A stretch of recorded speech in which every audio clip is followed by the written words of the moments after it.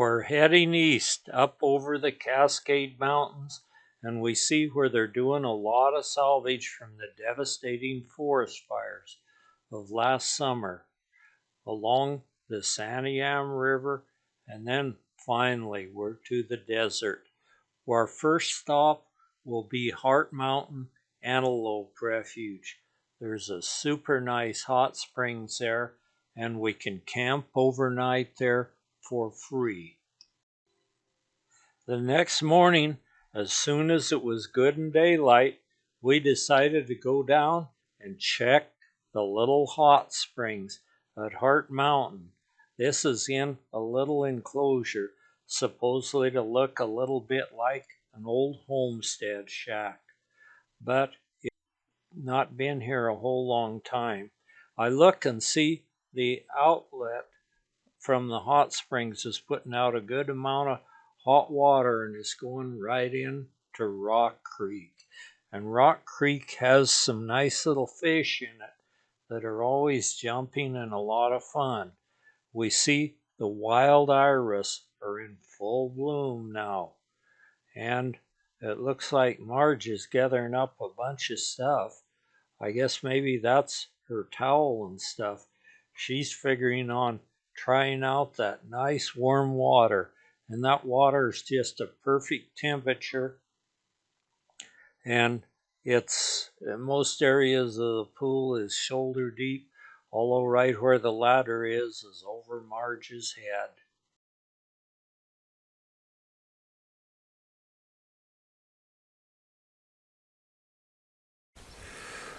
Well, it's a really nice morning, and we're in the hot springs warming up. It just feels super good. We're all by ourselves in here. There'll probably be more people coming later. There's a few more camped around the area. After being in the inside pool for a while, we decided to go out and take the about 100-yard hike across a travertine mound till we find the other pools. There's at least 2 more natural pools outside, and this one looks really nice and inviting. The steam is rolling off from it, and it looks like that would be a really good place to soak. Steam's rolling off from it. It's nice and warm this morning as well. And there are a couple more pools on down a ways.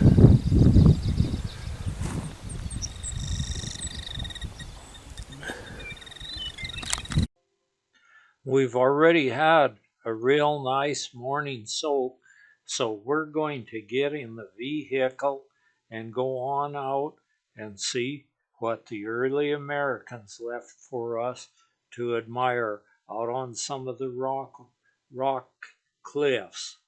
The first place we're going to go is the site known as Petroglyph Lake within Hart Mountain Antelope Refuge. We go past headquarters. Some of these buildings were built of stone by the CCCs when this was first designated as an antelope refuge. So they're very interesting old buildings, and some of them have a little museum in there with a limited display that you can stop and sign a register and look their things over in the museum. We go past the refuge house where there's someone stays there all the time as caretakers and to look after things. Then we travel only about 1 mile till we come to the sign that says Petroglyph Lake, and it's foot travel or horseback travel, but it goes fast, and it's a very interesting hike out to Petroglyph Lake. You come across all sorts of flowers, lupin, daisy, death camas, and just many other flowers and some primrose. These flowers are the tansy-leafed evening primroses, and we saw a good display of them. And a death camas sticks its single spike of flowers up above the desert floor. Even little insects are helping with the pollination. It looks like he's a little cold yet this morning. There was kind of a cool breeze blowing. Then we found a bunch of phlox growing in their typical little bunch. And finally, we get to where we can see Petroglyph Lake and find that it is totally dry.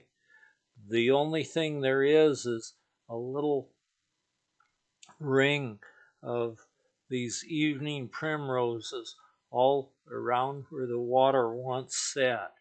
And they are really beauties. I'll bet you could see them from outer space if you were to look in the right place, because a lot of these lakes out here have yellow rings all around them from these evening primroses. We walk through the primroses as we're getting closer to where the petroglyphs are. The petroglyphs aren't just everywhere, they're only in certain areas on the cliffs surrounding Petroglyph Lake. After we see enough of the primroses, we go up and look the petroglyphs over. I think these petroglyphs, it's my opinion, I'm no archaeologist or anything, but it's my opinion these were at the final stage of their culture, or maybe these people went out here hiding from the army and staying out of the reservation, and this was where they were dying of disease and starvation. And the petroglyph ahead of us, I think, is a humanoid with those really deep set eyes like you would have if you're nearing death from disease or starvation. And so you'll see that sort of petroglyph around. So this is kind of a sad sight. We even saw some that looked to be babies, and they were upside down. So that would probably mean that they had died. There looks like one child standing, and he doesn't look dead though. And there's a variety of displays of all sorts of things on these rocks surrounding the lake. And some of them are older than others, but I'm thinking this was the last stage of their culture. And here on the sort of the center, upper center, is another one of the humanoids with the deep sunken eyes, if I'm interpreting that right. And there's only one mountain sheep that we found here. It seemed like there were only lizards and humanoids, so probably wild game was really hard to come by at this point in their culture, and so they were starving to death. I realized some of the difficulty that the Native American people were having about that time because I was raised on a ranch in Montana that had one time been Crow Indian Reservation. So that would have been the last time for them. But this ranch proved to be such, where we lived, it proved to be such great grazing land that they moved the Crow Indians down to southern Montana then and opened it up for homesteading. And so that's where our family came into it. The Native American people in our family became dropped out of the tribe and became citizens, and they were mixed with white so much that it's really difficult to find out any of our personal family history. I guess maybe it is available if I just take the time to look it up. But I do have old pictures and things like that that show the Native American in our family. The lizards were a very important part of most all petroglyphs. I think they had quite a bit of religious significance, and so we see them in a lot of the petroglyphs. From up at the petroglyphs, we look back and see the gold of the evening primrose shining around the border of Petroglyph Lake. As we move farther down and look at more of the petroglyphs of lizards and various different things. This is a very sad sight at this particularly petroglyph site, so we're going to go to another one that's a very happy sight with lots of humanoids, teepees, and even some horses and various other things, a lot of hunting scenes. And there goes the animal that the Hart Mountain Refuge was named after, the pronghorn or American antelope. The little snake makes his getaway right in front of us.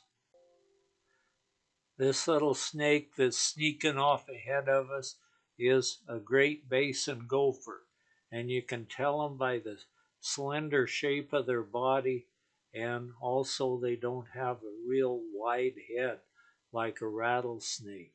And they're a constrictor, so they're non-venomous, and they just grab a hold of their prey and just wrap around it and squeeze the very life right out of it. Down below us, we can see some of the dry lakes down below us with their rim of primrose flowers all the way around them.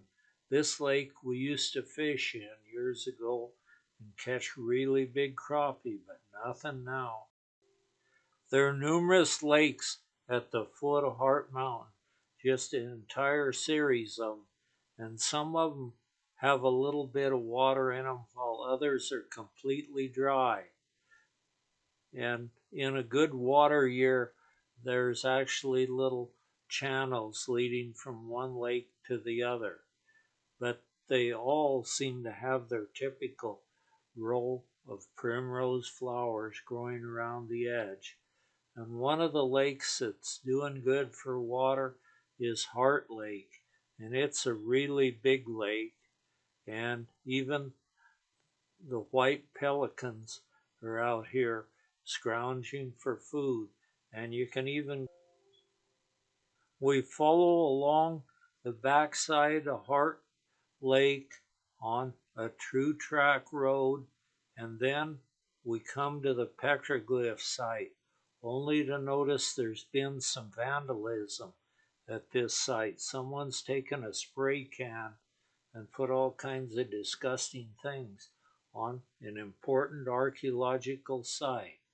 This petroglyph here is more of a pictograph. It's painted on in the protection of the rock, and it's probably quite old. Then we see the happy sight. It's mountain sheep and all sorts of people lined up.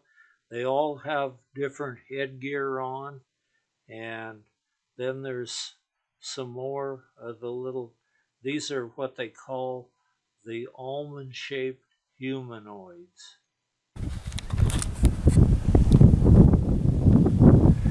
All sorts of bighorn sheep scratched in the rock, and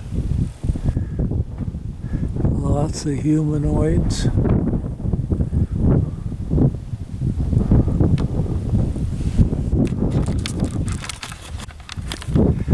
That big circle there, those marks you see inside are bullet strikes. That this site has been vandalized, but those have been there since we started coming here about 40 years ago.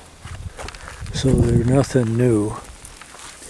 And There's all sorts of antelope and deer and bighorn sheep scratched into the rock, and snakes, lizards.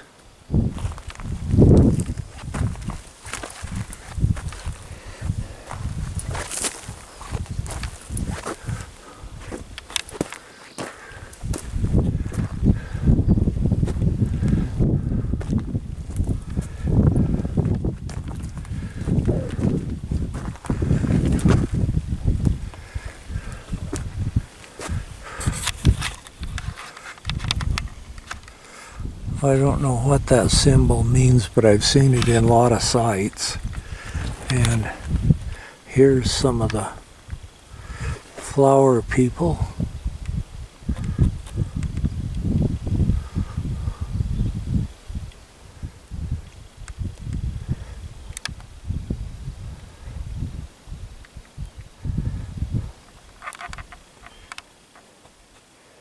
The stuff on the flat part of the rock's pretty much eroded away.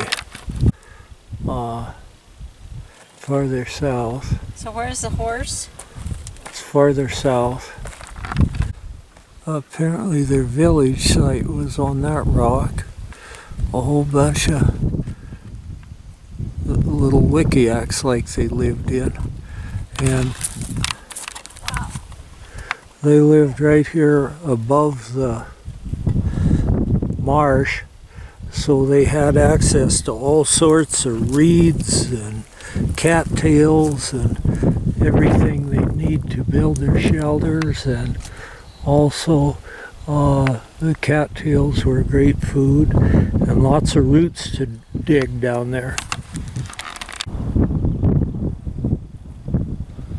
More bighorn sheep.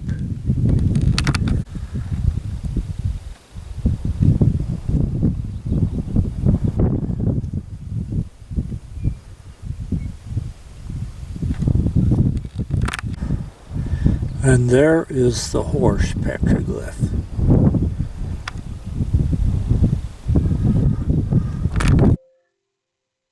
As we move on, we see a few puffy white clouds hanging over the summit of Hart Mountain. We're right at the base of Hart Mountain, and so we're going to move on to our next adventure. We go past where there was an old homestead. You can usually always tell the homesteads, although there's very little left of this one, but they planted things like silver maple around them and also lots of poplar. And there is a really good spring running right out of Hart Mountain.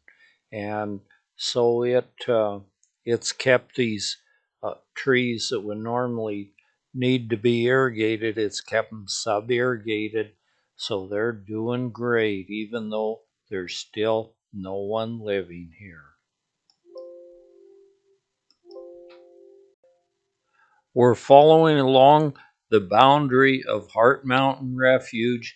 We're in and out of it. It's a zigzag line along it'd be the west boundary of Hart Mountain Antelope Refuge. And we follow the road on out till we come to the main road where we go on. We follow first the dirt and gravel road, and then we'll hit the paved roads and go clear across a big share of the Oregon high desert until we come to Whitehorse Hot Springs. And it's a nice warm day, and how could we resist this? We can see the hot water bubbling up right from the bottom of the pool of Willow Creek or Whitehorse Hot Springs. We use it for a while, then we move on out to our trailer house, which is on my daughter's desert property, and it's like 10 miles to the nearest neighbor. And we see the wild horses are in to greet us when we come. There's a sizable herd of wild horses out here. We drive it's real near Coyote Lake, so we drive out on Coyote Lake just to check and see if those mysterious moving rocks have moved any place this year. And so we check out a few rocks and find that if they have moved, the trail isn't visible. So then we go on and look the whole lake over. But in a short while, we'll find some rocks that have moved and left real spectacular trails. Steens Mountains stands tall in the background with only a little bit of snow. Due to the drought, it's not as much snow as we would normally expect up there, but still there's plenty. I think the road going up on the Steens Mountains is probably closed yet due to the snow, and it goes up on the west side of the Steens, which slope up gradually, and then it falls straight off on the east slope. And finally, we found the spot where these moving rocks live, and we see where numerous ones have crossed the playa and left scratches. But not all these scratches are from moving rocks. Some of them were just chunks of ice that would be moved by the wind, and we can see their trail, and it's not in a straight line because the wind doesn't necessarily blow the same all the time. It can vary from day to day and hour to hour. We follow along some of these trails that the moving rocks have left, and we're looking for this rock, and boy, has it moved like miles out here. And finally, we see it in the foreground, and it's real exciting to find one of these and see just how big a rock and what shape it is. And there it is, one of these traveling rocks that at one time produced quite a controversy. There was all sorts of theories where they came from. Everything from little men from outer space pushing them around to magnetic pull of the earth, and probably as many theories as there were people that have seen them. But anyway, I talked to one of the geology professors that did his doctorate studying them in Death Valley in what's called the racetrack. And he said that it was definitely the wind, and ice plays a part in it too, in most cases. Well, now that we've checked out these moving rocks, it's time for us to go find some of the Oregon diamond or sunstones. So we go out to the sunstone area and look around, and they're showing up great today in the sunshine. We've rigged up little spoons that we just simply duct tape to a hiking pole, and that way you don't have to stoop over every time you want to pick one up. So they work reasonably well. And Marge is already finding some really nice ones, and these we send them overseas to an island in the Indian Ocean just east of India. It's called Sri Lanka, and have them made into jewelry. They facet them in numerous different shapes, and they're really nice. They're getting quite popular now, and many people love the sunstones.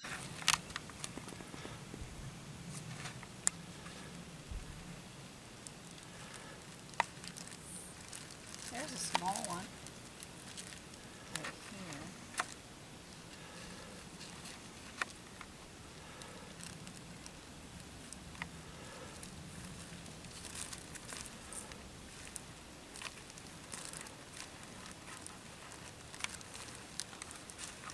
Where'd you see one? Stone and Grove. I got some. I didn't get any great big ones. Put them in the shade first. What? Just a minute. I can't see them too well in I dropped one. the sunlight.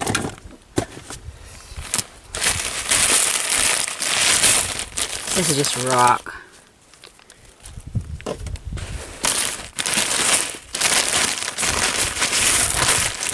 Hold a handful up and let's see them. I did get a few larger ones wholesale.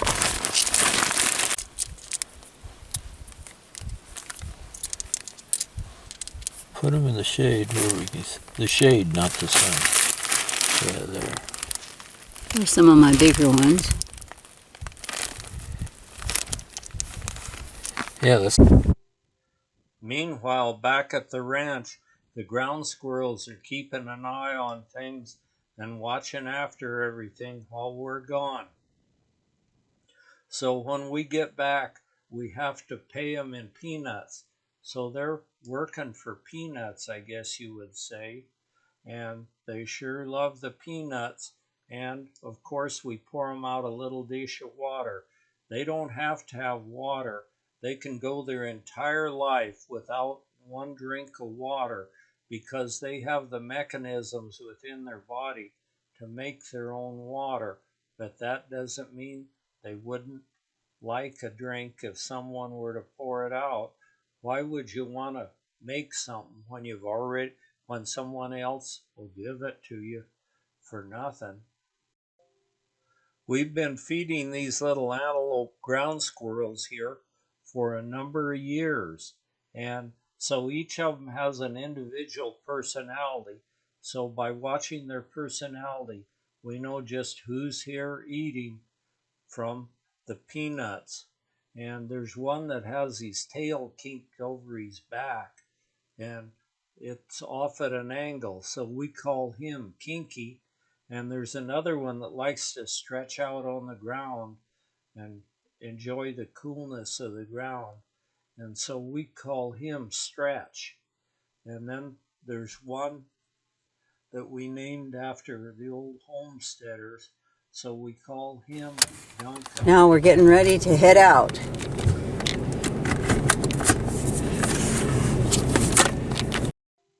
Today, Marge wants to go dig some of that gem quality petrified wood that's so famous out here.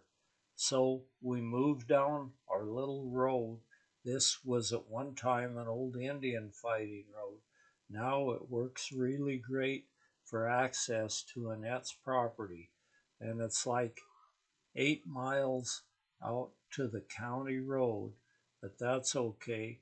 We get out and get to a service station to get gas, and we see the Mormon crickets have invaded here. They're squished all over the pavement out in front of the gas pump, and then more of them go to eat those that fell victim of car tires, and they get squished, so the whole place gets pretty messed up and pretty stinking like Mormon crickets. They're hanging all over and trying to get in the little store, and I suppose some of them even make it in there. I never talked to them about that, but they're all over.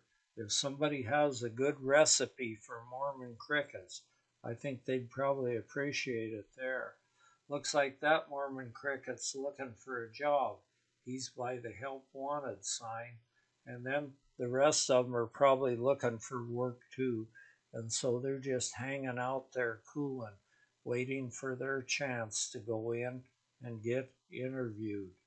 There were a few birds around that, but they weren't interested in eating any more crickets. I think they were full to capacity. Next, we go out in the hills where the wild flowers are waving gently in the breeze, and we see Disaster Peak standing tall in the background. We finally reached that familiar area where we love to dig for petrified wood, and I hardly get the car stopped, and Marge has jumped out, and she's got her favorite little pick, going after them, and she's finding them, one right after another, as the earth gives up its hidden treasures of petrified wood. And this is super good quality. You can use it for specimens, or it's jewelry quality, so it makes really good jewelry. Marge has a few things made out of it. We can make it ourselves, or sometimes we send it over to Sri Lanka and have it done there. They'll do a whole bunch of it for a very low price, and their quality, we think their quality is very good of the jewelry they put out. Marge is showing us some of her treasures, and you're only allowed to pick up 25 pounds per day per person. And so it doesn't take Marge long to find her 25 pounds. And wearing those masks isn't too bad a deal, because she's using it to keep the dust out of her nose. And so I take my tool and start raking away, and out of the dirt pops these petrified wood. There are a few different species of wood here, and each of them looks a little different. We get our petrified wood, and we're heading back to camp and getting things ready for our next adventure in the desert.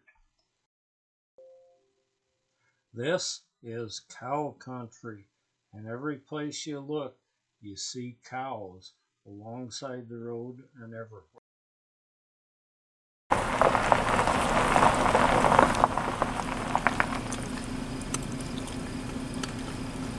He's got a pretty face. Look at this one.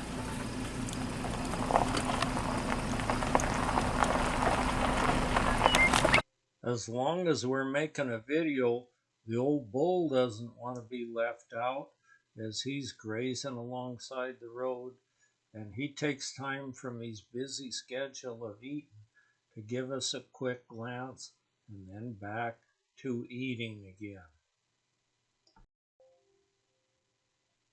By the time we're back to our desert trailer house, the keeper of the stars is putting the sun away for the day, as it majestically sinks down behind the Steens Mountains, reminding us of another really fun day out in the high Oregon desert.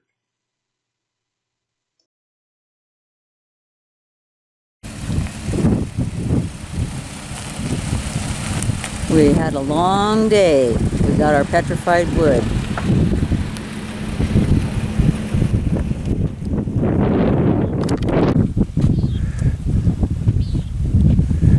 We ran the full course of the sunshine today, and all that dust in the air is probably what Marge stirred up digging petrified wood.